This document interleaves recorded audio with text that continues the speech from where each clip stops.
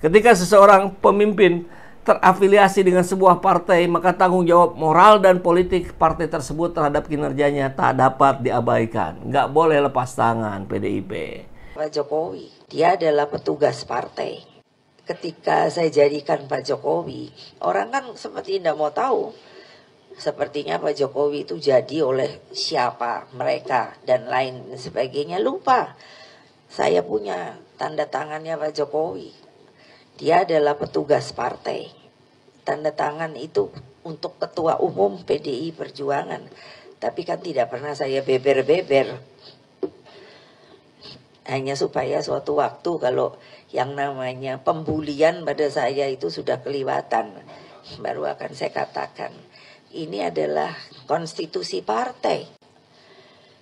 Sampai tingkat presiden yang datang dari kita, itu adalah petugas partai. Itu bukan saya yang membuat. Itu adalah kongres partai kita, institusi tertinggi partai kita. Jadi jangan samakan dengan yang lain. Saya tidak bisa mengatakan apakah di partai lain pun ada seperti itu. Jadi kalau saya sebut kalian adalah petugas partai, bukan karena kesombongan saya. Itu adalah perintah partai. Ya, ada tulisan bagus dari Pak Ali Syarif. Tuntut Megawati bertekuk lutut di hadapan rakyat. Karena akuntabilitas Ketua Umum PDIP atas predikat Jokowi sebagai nomine terkorup dunia. Gak ada nih. Kita ingatkan nih, kita desak juga ini. Megawati mohon maaf yang tulus. Karena ke PDIP lah adanya Joko Widodo. Kan gitu. Akuntabilitas adalah harga mati. Ia bukan sekedar retorika, melainkan prinsip mendasar dalam menjalankan amanah rakyat. Ketika seseorang pemimpin terafiliasi dengan sebuah partai, maka tanggung jawab moral dan politik partai tersebut terhadap kinerjanya tak dapat diabaikan. Nggak boleh lepas tangan PDIP. Dalam konteks ini, Ketum PDIP Megawati memiliki tanggung jawab besar untuk menjelaskan dan meminta maaf kepada rakyat Indonesia atas pemberitaan bahwa Jokowi yang diusung PDIP sejak awal karir politiknya hingga kursi kepresidenan dinominasikan sebagai salah satu dari tokoh terkorup dunia. Kalau nggak ada PDIP, nggak ada itu Jokowi. Kan mudahnya begitu. Tapi kita lihat seolah-olah sekarang kesannya PDIP ini sebagai yang korban, playing victim. Kenapa saya bicara begini? Karena Hasto juga cuman omon-omon doang ternyata. Mana buktinya? Ayo dong buktikan. Punya data-data bukti-bukti. Anda tidak membuka ke publik, Anda termasuk dalam bagian yang membiarkan dugaan-dugaan korupsi itu terjadi. Kan begitu. Kita lihat jejak dukungan PDIP terhadap Jokowi. PDIP telah menjadi pelindung utama Jokowi sejak ia menjabat sebagai wali kota Solo, gubernur DKI, hingga jadi presiden selama 2 periode. Dukungan ini tidak hanya politis tapi juga ideologis, mencitrakan Jokowi sebagai tokoh sederhana, merakyat, bersih dari korupsi. Jokowi sebagai tokoh sederhana, citra ini menjadi jualan utama PDIP dalam setiap kontestasi politiknya. Namun, fakta bahwa nama Jokowi masuk dalam daftar tokoh terkorup dunia adalah tamparan keras terhadap partai yang mengusungnya. Kritik terhadap buruknya tata kelola pemerintahan Jokowi semakin memuncak, mencakup isu korupsi, nepotisme, lemahnya penegakan hukum, hingga ketimpangan sosial. Kasus-kasus besar seperti dugaan korupsi dalam proyek infrastruktur tidak hanya mencoreng nama Jokowi, tapi juga melekat pada PDIP sebagai partai yang bertanggung jawab atas keberlanjutan dukungannya. 36% uang PSN itu mengalir ke kantong-kantong pribadi. Siapa yang bikin PSN? Jokowi. Mengapa Mega harus minta maaf?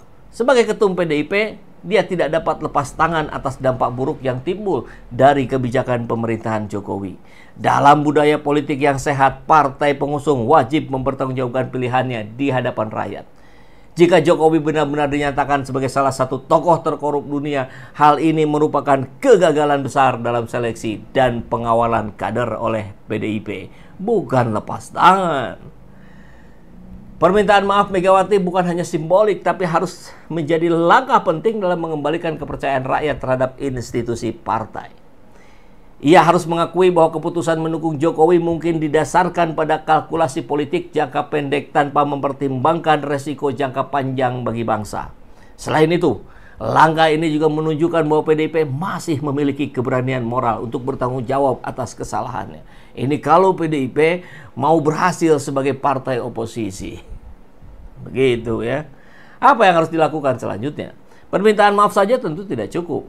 Megawati dan PDIP harus menunjukkan komitmen nyata untuk mereformasi internal partai, memperbaiki proses seleksi calon pemimpin, dan memastikan bahwa kader-kader yang diusung benar-benar memiliki rekam jejak yang bersih dan kompeten, bukan yang pelongo.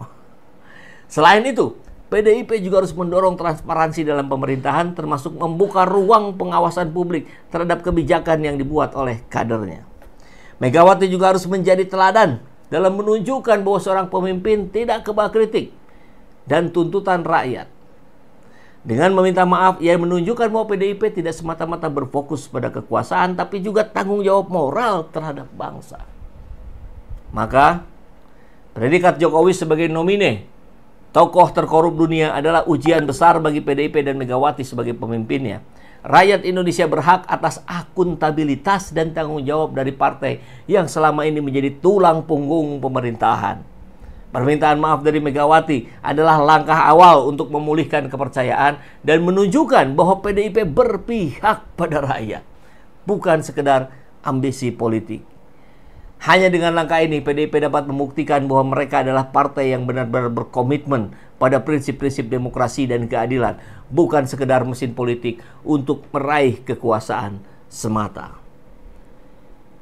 Jangan juga kemudian akhirnya menyalahkan pihak-pihak yang tetap terkoneksi kepada PDIP. Oh, itu sih bukan PDIP, itu sih Jokowi dan kawan-kawan. Ya siapa Jokowi dan kawan-kawan ini?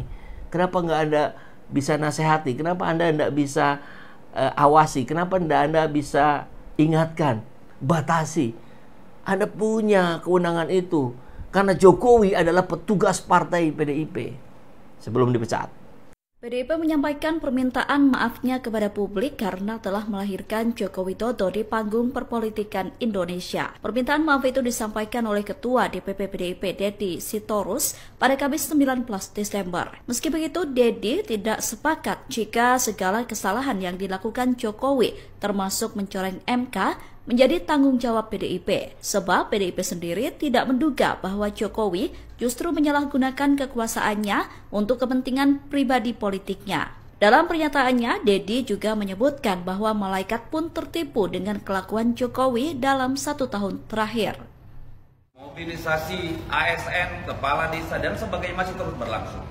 Dan ini tentu kami merasa terpanggil, kami punya kewajiban moral untuk mengatakan ya bahwa kami juga punya yang namanya tanggung jawab sejarah, bahwa Jokowi dan keluarganya, dalam hal ini anak dan mantunya, masuk dalam dunia politik melalui PDI Perjuangan. Saya pribadi sudah berkali-kali di media menyampaikan bahwa ya memang dia lahir dari PDI Perjuangan.